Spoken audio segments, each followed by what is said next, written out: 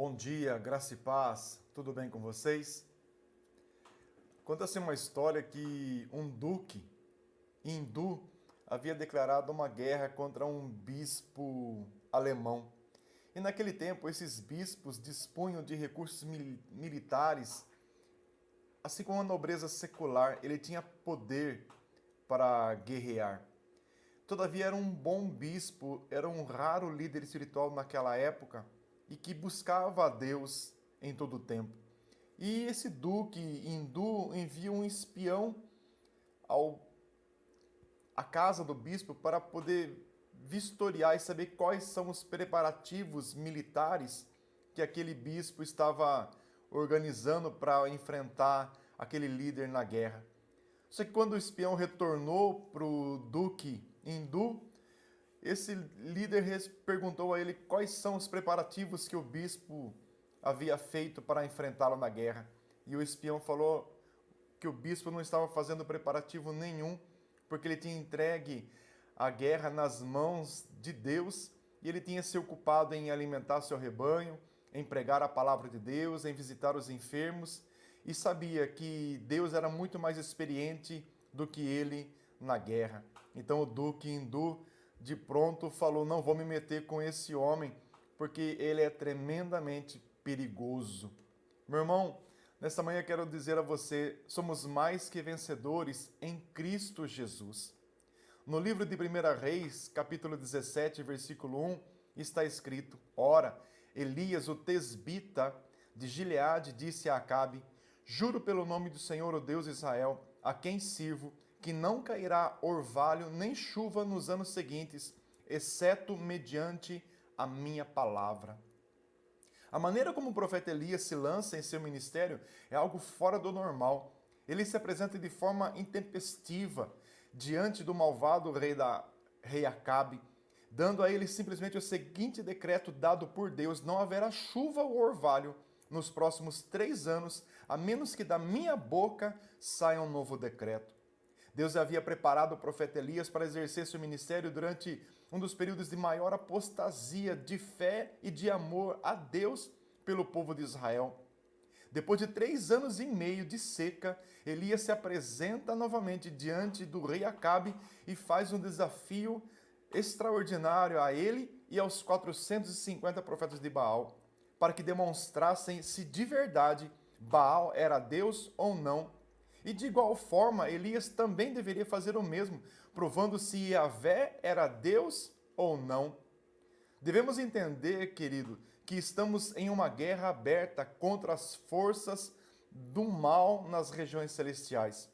Nossa luta não é contra homens de carne e sangue, mas contra principados e potestades, que no princípio saborearam da árvore da vida, mas que em dado momento, devido à sua rebeldia, foram lançados fora do reino de Deus. Esses seres espirituais, essas potestades, perderam sua dignidade e autoridade, e tudo mais que Deus lhes havia dado, e converteram-se em demônios, cujo maior refrigério é achar e possuir um corpo humano no qual eles possam descansar e encontrar refrigério para eles. Paulo escreve em Efésios 6,12: pois a nossa luta não é contra pessoas, mas contra os poderes e autoridades, contra os dominadores desse mundo de trevas, contra as forças espirituais do mal nas regiões celestiais. Todo conflito é espiritual e contra seres espirituais. Por essa razão, devemos lutar usando armas espirituais. O inimigo do homem, o seu inimigo não são seus familiares, não são seus amigos, não são seus vizinhos, não são pessoas que você ama. Antes, forças demoníacas que usam nossos entes queridos. São forças de destruição que usam os nossos familiares, nossos amigos e demais pessoas ao nosso redor. São forças do mal que usam a traição, usam a deslealdade, para ferir com a amargura o coração dessas pessoas para nos atacar de alguma forma. Ora, se entendemos que o Senhor Jesus, por meio do sacrifício da cruz, derrotou as forças da maldade que operam nos ares, A estratégia do adversário será claramente ofuscar ou tirar o entendimento dessas pessoas para dessa forma controlá-las e mantê-las ignorantes quanto à realidade espiritual. E com isso, os poderes do mal ficam livres para continuarem no controle dessas vidas. O desafio estabelecido por Elias ao profeta de Baal foi muito simples, que ambos apresentassem o sacrifício em cima de um altar de lenha, e o Deus verdadeiro respaldaria a sua autoridade e poder lançando fogo sobre aquele sacrifício. O desafio era simples. Olha o que diz em 1 Reis 18, 38 a 39.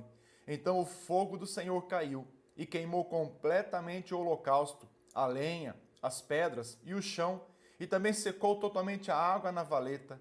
Quando o povo viu isso, todos caíram prostrados e gritaram: O Senhor é Deus, o Senhor é Deus, o Senhor é Deus.